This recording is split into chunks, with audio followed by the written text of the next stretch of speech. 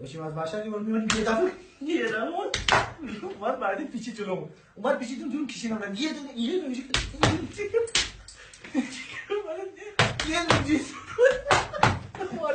معمولی گرفتم راحت رسیدیم به دست اندازه یه دیشیم اما میرفتیم که خیلی سرعت زیاد شد یه سرعت زیاد شد سرم بودیم این داره چیکار بکنه همین دنی دارم همین داشتیم رفتیم یهو من نگاه کنیم یهو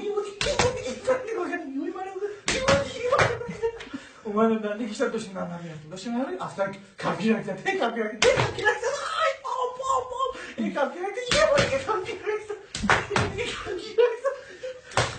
کفگیر نکزد بعد ایسان بودم آقا چیه مگه؟ آقا چیه؟ اکار کردم مگه من چیکار کردم؟ چی میخوام؟ گفتش که هیچی فقط واسه مدرک دست کردم که این مدرک رو درم بودم مدرک بیرون تو چیزی میخواد گفت نه من چیزی نمیخوام خواست من جمعی کنم خواست جمعی کنم من دست کردم چی کنم یهو مدرک رو درم بودم گفت این چیه؟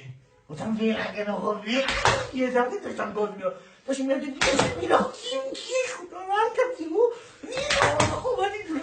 اومدیم جلوتر یهو این چی خدای من اینجا گذاشتم خدا شو بخیر گذاشت خیلی بخیر گذاشت یهو دادم دنده سه دادم دنده چهار این چی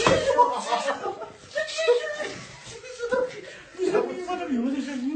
کشیدم من گفت یهو ایستاد گریدم ندارم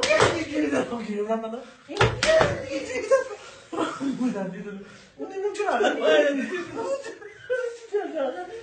بیزد جلوتر چی کرد یه جلوتر کمک روننده من خواب بود گفتم چرا خوابی؟ گفتم چرا خوابی؟